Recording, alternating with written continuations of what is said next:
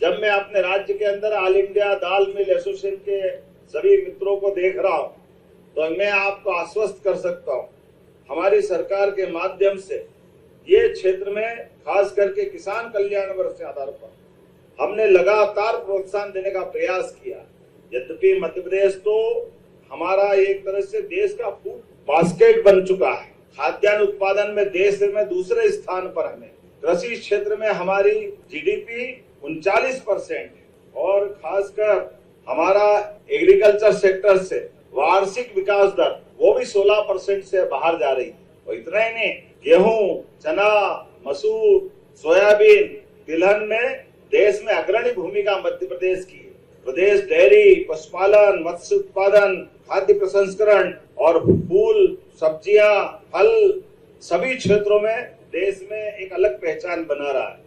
और हमारी सरकार ने इस साल को तो किसान कल्याण वर्ष के नाते से घोषणा की।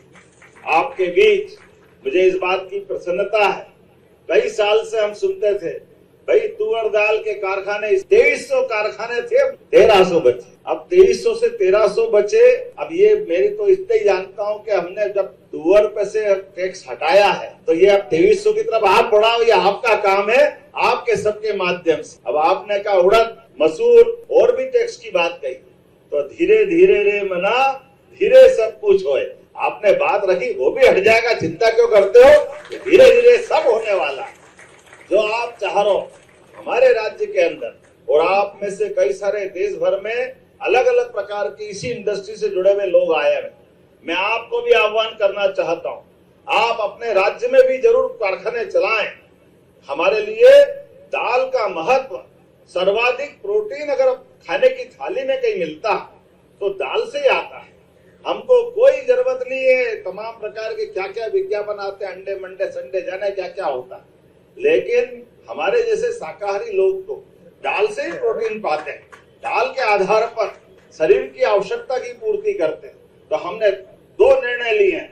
एक निर्णय लिया, देश में दूध का उत्पादन हमारा अभी 9% होता है, इसको 20% तक ले जा रहे हैं, इसलिए दूध उत्पादन को भी बढ़ावा दे रहे हैं। ऐसे ही दलहन दालों के उत्पादन को भी बढ़ावा दे रहे हैं। आज आपसे टैक्स की बात तो कर ही रहे हैं, लेकिन एक और आश्वस्त कर रहे हैं, बहुत जल्दी हमारे किसानों के साथ हम कार्यक्रम करते हुए ये जो मसूर और उड़द इनका उत्पादन भी मध्य प्रदेश में बढ़े, इसके लिए बोनस देने की भी हमारी सरकार योजना बनाने जा रही है कि हमारी फसल बाहर से टैक्स फ्री हो तो हो, लेकिन विदेश के साथ साथ अपने प्रदेश में भी उत्पादन होना चाहिए।